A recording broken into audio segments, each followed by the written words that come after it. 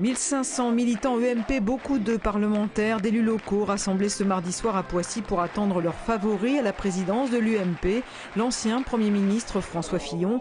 Une ambiance emmenée par un tandem, David Douillet, député de la circonscription, et Valérie Pécresse. C'est un véritable homme d'État. C'est quelqu'un qui a su diriger la France d'une main de maître aux côtés de Nicolas Sarkozy pendant 5 ans, et j'ai eu cette chance d'être à ses côtés pendant 1 an en tant que ministre. Et donc là, vraiment, j'ai connu un vrai chef. Voilà. Un chef qui sait prendre du recul, un chef qui sait analyser, qui sait écouter surtout.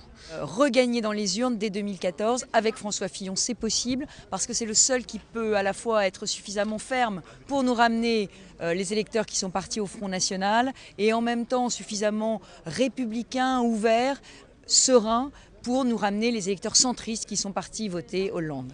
Rassembler, le maître mot de cette soirée, rassembler au sens large. François Fillon ne s'en cache pas, il en profite même pour égratigner son adversaire, Jean-François Copé.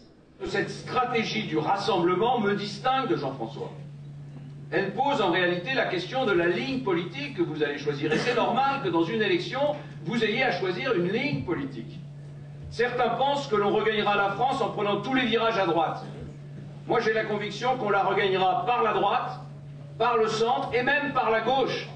Une fin de campagne ici dans les Yvelines, ce n'est pas un hasard pour François Fillon, car il l'a rappelé pendant son discours. S'il devient président de l'UMP, c'est Valérie Pécresse qui deviendra, elle, secrétaire générale. D'abord, elle a participé d'une façon extraordinaire à la campagne, mais surtout, elle a l'étoffe d'un grand secrétaire général de l'UMP dont j'ai besoin pour rénover notre parti et pour pouvoir, si les militants me font confiance, me consacrer totalement à porter le message de l'UMP et à aller au-devant des Français.